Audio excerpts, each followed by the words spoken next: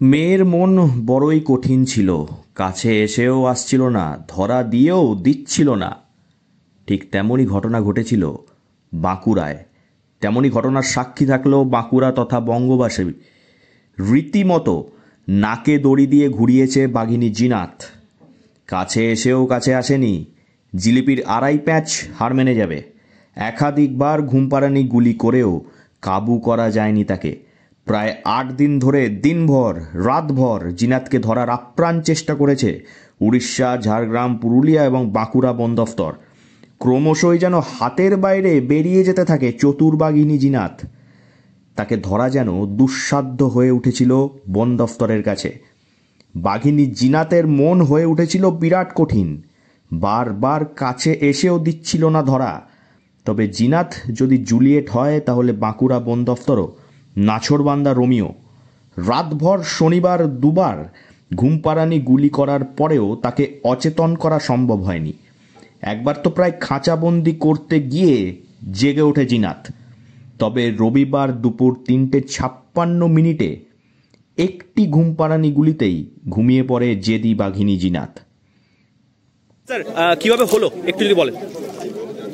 সেই সকাল থেকে আমরা তৈরি করেছি, এলাকা মনিটর করেছি, যত সম্ভাবনা নেট লাগানো আর ম্যান পাওয়ার লাগানো, প্রোটেকশন ফোর্স লাগানো আর যা ডার্টিং টিম লাগানো, সব কিছু আমরা একদম পিকচার ফ্রেশভাবে আমরা অ্যারেঞ্জ করেছি। বাঘটাও ডার্টিংকে ভালো রেসপন্ড করেছে। আজকে সিঙ্গেল ডার্টের মধ্যে একটা বাঘ ঘুমিয়ে পড়েছে, তারপরে আমরা বাঘকে তুলে এটা আমরা রেস্কিউ করে আমরা গাড়িতে আছে, আমরা সেফ কাস্টাডি নিয়েছি। ঠিক কটার সময় হলো? আমরা ডার্টিং করলাম 3:56, অ্যানিমেলকে ভিতরে নিয়ে আসলাম মোটামুটি 7:20 মধ্যে আমরা কেজির মধ্যে চলে নিয়েছি।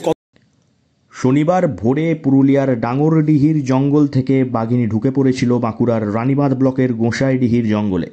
বাঘিনীর অবস্থান নিশ্চিত হতেই শনিবার বেলা 10টা থেকে তাকে বাগে আনতে মরিয়া চেষ্টা শুরু হয় বন দফতরের।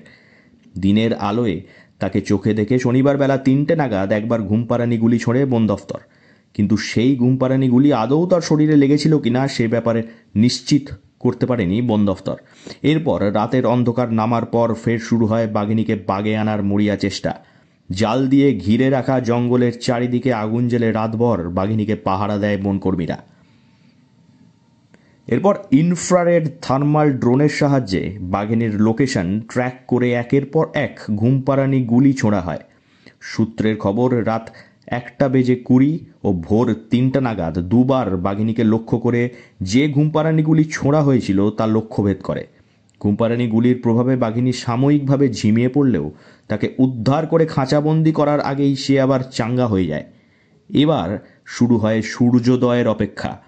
বাঁকুড়া বন দফতর তৈরি করে মোক্ষম এক প্ল্যান। ধীরে ধীরে গুটিয়ে আনা হয় জাল। জিনাত তখন লুকিয়ে রয়েছে ঝোপের আড়ালে কিংবা ডোবার পাশে। দুপুর 3টে নাগাদ জালের ভিতরে ঢুকে যায় জেসিবি। রাস্তা পরিষ্কার করা হয় ট্র্যাঙ্কুলাইজার টিমের জন্য। জেদি জিনাতের এক ঝলক পেতে তখন গ্রামবাসী, বনকর্মী এবং বন দফতরের বড় বড় আধিকারিকেরা এবং সাংবাদিকেরা নিঃশ্বাস বন্ধ করে দাঁড়িয়ে রয়েছে।